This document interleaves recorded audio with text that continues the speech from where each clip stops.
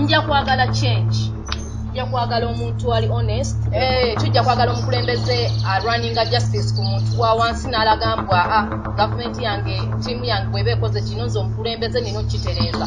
So we naaba sifunye bwenkanya ngenda kusaba change. Kakalamu Times kooli yonna gy'osobola okukwata ng'otuuza ssaako n'otugoberera mu buli mbeera yonna.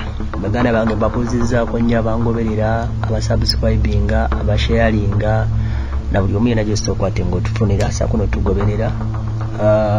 Kawuliro kabaddewo ko nga soogerako nammwe, but right now kisobodde okukwata nga nzija wadde byenkwasaganya wano nowali tuli ffenna kati. Now nsaba osharinge, nsaba okomentinge, nsaba olikinge, nsaba osubscribinge before nga tonaba kukwate nga ogoberera emboozi naddala gwe tonaba ku subscribinga. Ensonga eriwo ya Bad Black na Minister of Health amanyiddwa nga Ruth Aceng. Ensonga zino nno ziyinza okuba nga mpanvu munku okusinziira ku Minister Ruth Aceng agamba nti alemeddeko, agamba nti Bad Black talina contract nabo era ebintu bye yabikola voluntarily nga tewali kugamba ki oba kiki. Nina emboozi gye ngenda okuteerako eri wakati wa looya wa Bad Black amanyiddwa nga Matovu. Bingi bye twayogeramuko naye wakati mu kumubuuza oba ddala kituufu omusango guno bayinza okuguwangula, munene kyenkana ki, era sofa kiki kye balinawo, ye nga ye Bad Black kiki kye yakolerako ku gavumenti ya Uganda mu kaseera kano aka COVID-19. So bingi bye tugenda okwogeramuko naye, naye nga gwe kyoba omanya nti Honorable Ruth Aceng agamba nti balina contract nabo, batalina contract na Bad Black. Bo balooya pa Bad Black ababala kati ennaku ebulayo 11 bo bagamba ki ku musango guno? Wuliriza. Abati ku Radio Simba tubatumidde nnyo. Amannya gange nze Matovu Asuman nga ndi ne balooya bannange, kuliko Kanso Lutalo Robert Muhaire ne Kanso Joy Daffin Ndegemu, nga ffenna tuva mu kibiina ky'abannamateeka kye bayita Musangala Advocates and Solicitors. Tuvuddeyo nga twatuukirirwa kirayanti waffe gwe bayita Namuyimbwa Shanita, abasinga gwe bamanyi nga Bad Black, ng'avaayo ng'abanja gavumenti okusinziira ku kalango abasinga babadde bakalaba ku TV babadde bufuluma, ng'agezaako okusomesa abantu abamu abagwa mu kikanga kyalimu okuba nti tugezaako okulwanyisa kino ekirwadde ekya COVID-19 ekyatuyingirira mu ggwanga. Ekirwadde tekinnaba kuggwa, naye ate okusinziira ku performance gye yakola, okusinziira ku mulimu gwe yakola, tulaba nti mu kusooka waliwo challenges nyingi ku border points, kuba almost endwadde ezasinga oregistering kuyingira mu ggwanga lino okusinga zaava ku border. Yalina concern ya President Yoweri Museveni nga alaba obulwadde bukoze eki bweyongedde. So ministry n'abamu ba stakeholder kwe kufuna ekirowoozo kino ne bagamba katutuukirire ekika ky'omuntu ng'ono ajja gezaako kola ki, era wootunuulira ekintu kigezezaako kola ki. Kati ekyajjeeyo ono kukeera ku makya kugamba nti ate advert ye kati tekyalina mugaso, olw'okuba kati tekyasaavinga kiri eri kyeyakola ki kyeyakola, kati baagala kuleeta kintu ki kirala. Ate avuddeyo abanja sente kizebuza pulakuti nti olw'okuba obulwadde bukyaliwo, avudde eri akola ki abanja, naye mpaka kati teri kigenda mu ki. Mu byafaayo by'okubuuza emisango naddala ng'oli ku sayidi nga gw'omuntu okuba watandika okubuuza emisango na buli kimu, omusango gw'oliko ogwa Bad Black munene kyenkana ki era mutono kyenkana ki ku sayidi yawe? Omusango kisinziira ku kika ky'omuntu kiditamininga omusango obunene oba obutono. Essente ezibanjibwa tuli mu kintu kya miliyoni 5, ekyo kiraga nti omusango muki munene. Tojja genda mu magistrates court osabe bukadde bitya 5, kitegeeza ogenda kuddukira mu high court.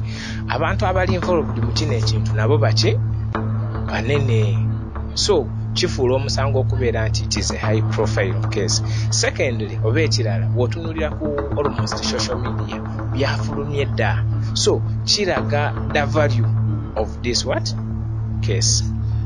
Kusomozebwa ki kwe mwakasanga okubeyo mwavuddeyo okuyimba mu musango?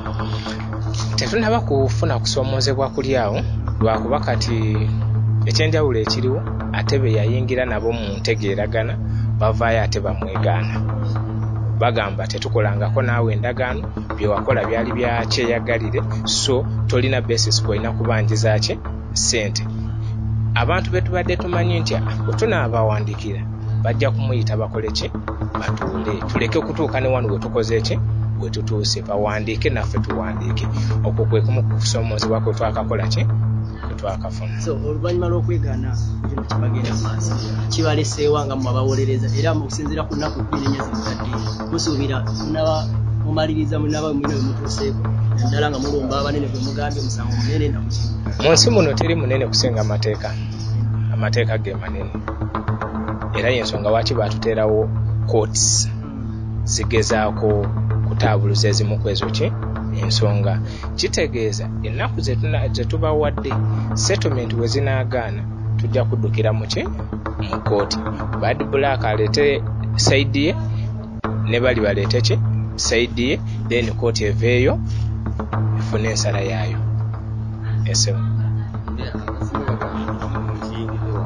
bali badiringa tumwina kyemwategeera ku byamatefuno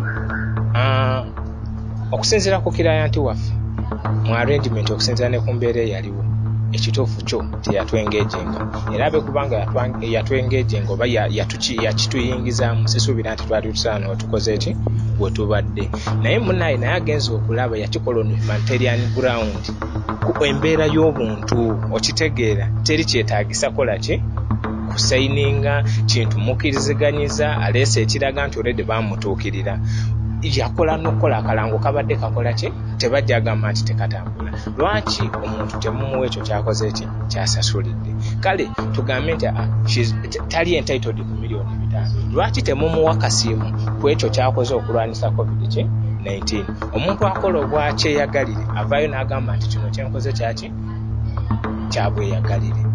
Bad Black simulalu kufulumya ka video ate n'amala agamba nti musasule nga muli akikoze kyaki kyabweyagalire.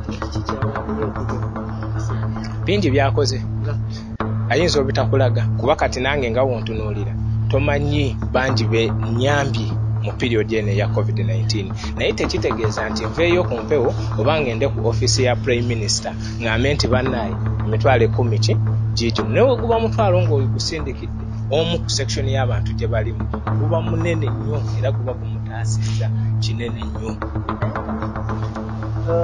Omusango guno gutuuse mutya okuzitowa $1,000,000? Zezo esente ze bakkiriziganyako mu kusooka actually tezikyalina na 5 kuba munnaye naffe tetukolera ki bwereere kati zisusse mu biki mu 5 naffe nga bannamateeka waliyo bye bayita legal costs bye tusansanyiza biki bingi naye nga ziri sente ze bakkiriziganyako zaali $5,000,000 bamuwe emmere agabire emu ku section y'abantu ku border then bakole na arrangement meeting ga president yani Museveni president w'eggwanga. Musuubira omusango guno okwegutya bayise mpolampola musobola okukkiriza ne babookya ne mukivaamu bane mwagala kirayanti waffe kyeyeetaaga kyetutambula nakyo. Kirayanti waffe teyeetaaga nnyo kugenda mu kooti kuba munaye bumanyi kooti eyinza otwala obudde eyinza okola ki. Kirayanti waffe ayagala funa ngeri gye bamusanyusaamu in whatever was long as client ali satisfied. Sijja kukiyita kukyokya kuba okwokya kwekwo omuntu okumuwanga talina kyakoleredde. Client waffe yakolerera ekintu lwaki ate bamwokya ku kintu kyakoleredde. mu statement yemu odamu zirimu okusooka okulaba obukulu ensasulero egyo naye mufuniki kyensuubira teri kitasoboka nti yemu ku nsonga lwaki Client waffe akoze eki avuddeyo mu mateeka bakiyita misrepresentation oba mu Luganda nkiyite bagezaako okumulimbalimba.